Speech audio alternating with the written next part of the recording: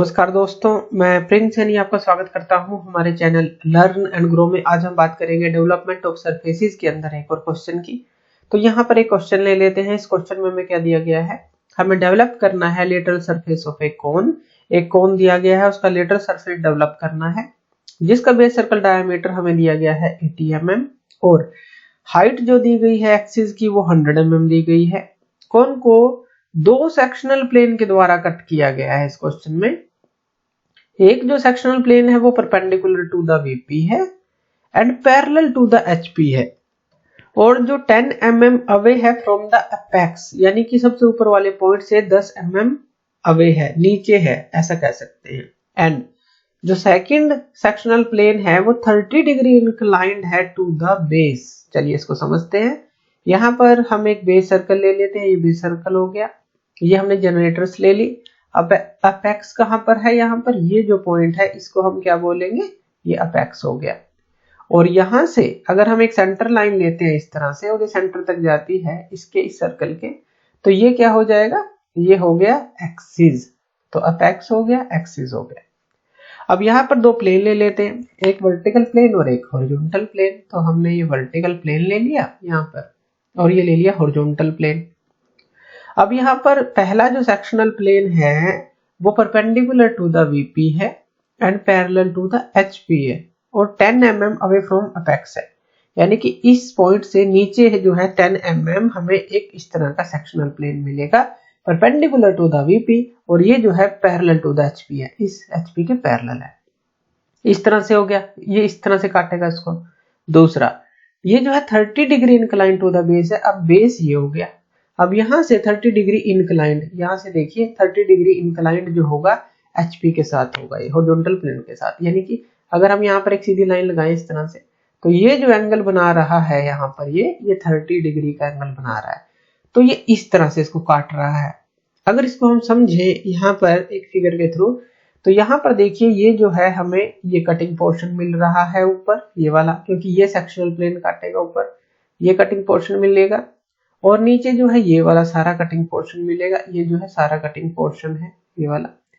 हमें बस क्या बचेगा हमारे पास, ये जो डार्क लाइंस है ये हमारे पास बचेंगी। ये जो डार्क लाइंस है, ये फेंट लाइन है, ये कट आउट हो चुका है पोर्शन, ये भी और ये भी, सिर्फ ये वाला पोर्शन बचेगा। क्योंकि देखिए 30 डिग्री इंक्लाइंड है, तो इस पॉइंट से एक तरह से 30 डिग्री ऊपर जाएगा। ये इस तरह से ये कट कर रहा है, ऊपर से भी नीचे से भी। चलिए इसको ड्रॉ करते हैं। पहले तो हम एक एक्स वाई लाइन ले लेते हैं और यहाँ पर सबसे पहले हम कौन सा व्यू बनाएंगे, टॉप व्यू बनाएंगे। क्यों? क्योंकि जब ऊपर से देखेंगे तो हमें ये बेस सर्कल जो है पूरा दिखाई देगा, ट्रू शेप दिखाई देगी। डायमीटर हमें पता है 80 mm का है, तो हम क्या करेंगे, 40 mm के प्रकार खोलकर यहाँ पर हम इसको एक सर्कल ड्रॉ कर लेंगे। यहाँ पर सर्कल लगा लेंगे और उसको हम 12 हिस्सों में डिवाइड कर देंगे।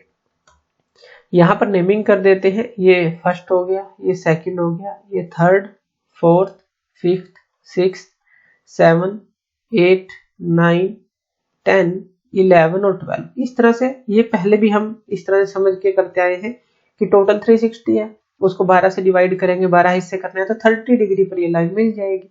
इस तरह से 12 हिस्से कर लेंगे। इसकी प्रोजेक्शन ऊपर की तरफ ले लेते हैं।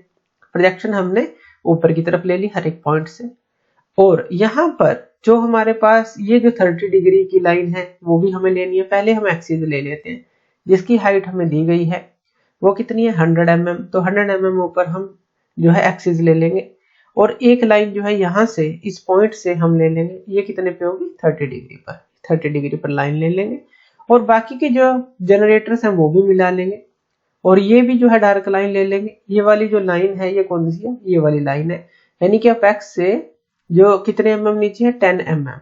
इससे 10 mm नीचे, इससे 10 mm नीचे हम एक लाइन ले लेंगे और यहाँ पर जनरेटर मिलाएंगे। ये जो है यानी कि ये वाला पोर्शन है, देखिए ये वाला डार्क वाला पोर्शन। बाकी ये जो पोर्शन है ये भी डार्क रहेगा। बाकी की सारी जनरेटर्स जो है हम मिला लेते हैं यहाँ पर, तो इस तरह से हमें सारी जनरेटर मिल जाएंगे। ये देखिए इससे ऊपर ये फेंट लाइन है, इससे ऊपर ये फेंट लाइन है, ऊपर वाला पोर्शन कट आउट है, जैसे यहाँ पर है ऊपर वाला पोर्शन कट आउट है, और यहाँ पर ये नीचे वाला पोर्शन, ये वाला जो पोर्शन है कट आउट है। बाकी का ये जो है डार्क रहेगा। इस तरह से हम इसको सॉल्व करेंगे, यानी कि फ्रंट व्यू बनाएंगे। ये तो फ्रंट व्यू बनेगा, और ये कौन सा व्यू है, ये टॉप व्यू है। यहाँ पर नेमिंग कर लेते हैं। ये क्या हो जाएगा 1 डैश, यहाँ पर ये क्या हो जाएगा हमारे पास 12 डैश और 2 डैश, यही होगा ये जो पॉइंट है। यहाँ पर ये क्या होगा 11 डैश और 3 डैश, ये वाला जो पॉइंट है। यहाँ पर ये क्या होगा 10 डैश और 4 डैश, ये वाला पॉइंट कितना होगा 9 डैश और 5 डैश। और ये वाला 8 और 6 यानी कि 8 डैश और 6 डैश आमने सामने, और यहाँ पर ये क्या रह जाएगा 7 डैश। तो ये हमने नेमिंग कर ली। इस पॉइंट को हम नाम दे देते हैं ओ डैश, क्योंकि ये जो है हम ओ नाम दे देते हैं। और यहाँ पर ये जो नाम है हम इसको दे देते हैं पी डैश, ये क्यू डैश, इस तरह से। यानी कि ये जो है ये जो पॉइंट है हम यहाँ से इस तरह से कट करेगा तो इसको पी और एक क्यू नाम दे देते हैं। यानी कि ये जो पॉइंट हो गया ये पॉइंट, तो यहाँ पर क्या आ जाएगा पी डैश क्यू डैश, इस तरह से आ जाएगा।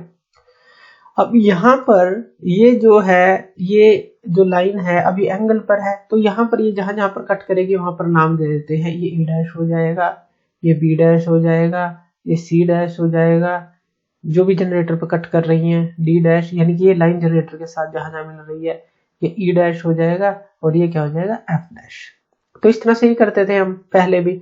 जहां पर ये जो एंगल वाली लाइन है जिस जनरेटर पे पहली जनरेटर से चल रही है, A dash B dash C dash D dash C dash F dash, ये हमने इसकी नेमिंग कर ली। अब हमें क्या करना है, यहाँ पर इस स्लांट हाइट को निकालना है। ओ डैश से 7 डैश या ओ डैश से 1 डैश कह ले, ये क्या होगी हमारे पास स्लांट हाइट या ट्रू लेंथ कह ले। ओ डैश से 1 डैश या फिर ओ डैश से 7 डैश, ट्रू लेंथ कह ले या स्लांट हाइट कह ले। इसको निकालने के दो तरीके हैं, या तो आपने फ्रंट व्यू ड्रॉ कर लिया है एग्जैक्ट, आप इसको माप सकते हैं यहाँ पर लिख सकते हैं, या फिर पाइथागोरस थ्योरम से हम इसको निकाल सकते हैं। जो पाइथागोरस थ्योरम है, यानी कि ये जो हाइट है वो एक्सिस है हमारे पास 100 mm का, और ये जो रेडियस है ये हमारे पास 40 mm की है, क्योंकि डायमीटर 80 का है। तो 100 का स्क्वायर और जो 40 का स्क्वायर है, तो ये हमारे पास जो लेंथ है ये आ जाएगी। ओ डैश 7 डैश या ओ डैश 1 डैश इस तरह से निकाल लेंगे। इस केस के लिए स्लांट हाइट जो रहेगी ये जो रहेगी ओ डैश से 7 डैश 107.7 mm तक रहेगी।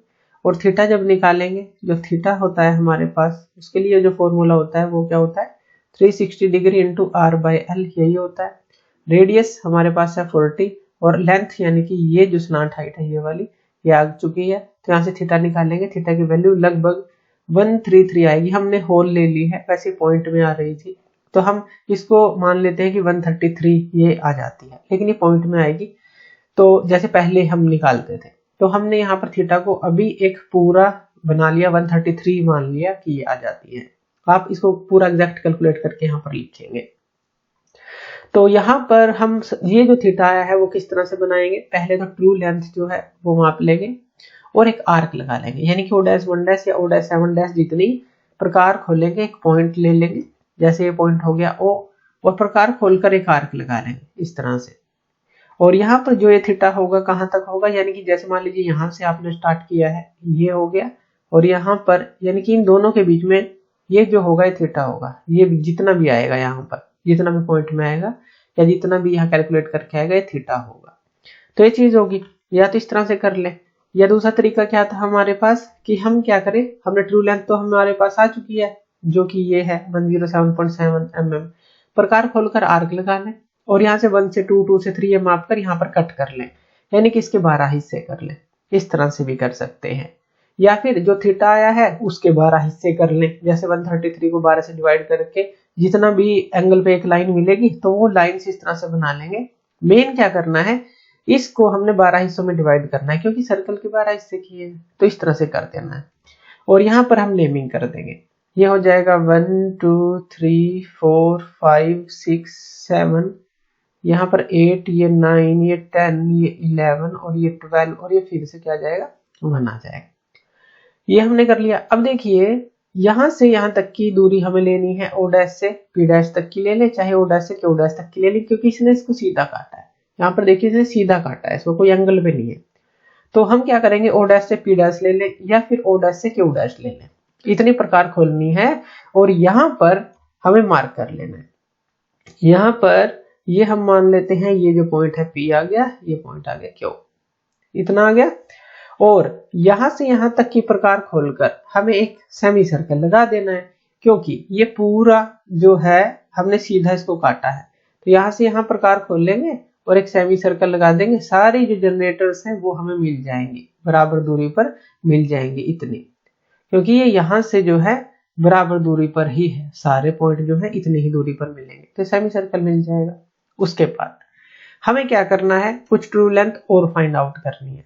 जैसे हमें क्या करना है, सबसे पहले जो ए डैश है ये वाला, इसको हम ट्रू लेंथ पर मिला देंगे यहाँ पर, यानी कि ओ डैश 1 डैश पर मिला देंगे, यहाँ पर ए डबल डैश मिलेगा। अब ओ डैश से ए डबल डैश तक की प्रकार खोलेंगे तो हमें ए पॉइंट मिलेगा। इसी तरह से बी डैश से हम एक सीधी लाइन लेंगे एक्स वाई के पैरेलल, तो यहाँ पर ये बी डबल डैश मिलेगा। सी डैश से एक सीधी लाइन लेंगे, सी डबल डैश मिलेगा। डी डैश से एक सीधी लाइन लेंगे, यहाँ पर डी डबल डैश मिलेगा। यहाँ पर भी ले सकते हैं, जैसे ये भी ट्रू लेंथ है ओ डैश 7 डैश, तो यहाँ पर ई डबल डैश मिलेगा। और एफ डैश जो है वो ट्रू लेंथ पर है ही। अब हमें क्या करना है, ओ डैश से ए डबल डैश जितने प्रकार खोलेंगे तो ए पॉइंट मिलेगा। ओ डैश से बी डबल डैश जितने प्रकार खोलेंगे तो बी पॉइंट मिलेगा। ओ डैश से सी डबल डैश जितने प्रकार खोलेंगे तो सी मिलेगा। इस तरह से हमें मार्क कर लेना है हर एक जनरेटर के ऊपर।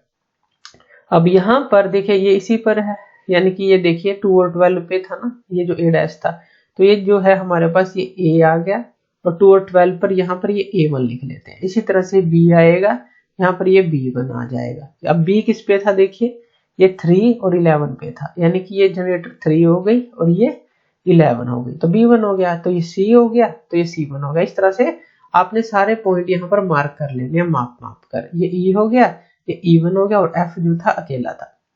अब यहां से इस पॉइंट से लेकर और इस पॉइंट तक हम क्या करेंगे, एक फ्री हैंड जो है इसको मिला देंगे, इस तरह से मिला देंगे, तो ये हमें मिलेगा। उसके बाद यहां से ये जो है यहां तक ये डार्क लाइन हो जाएगी हमारे पास, और यहां से क्यू से लेकर यहां तक ये डार्क लाइन हो जाएगी हमारे पास।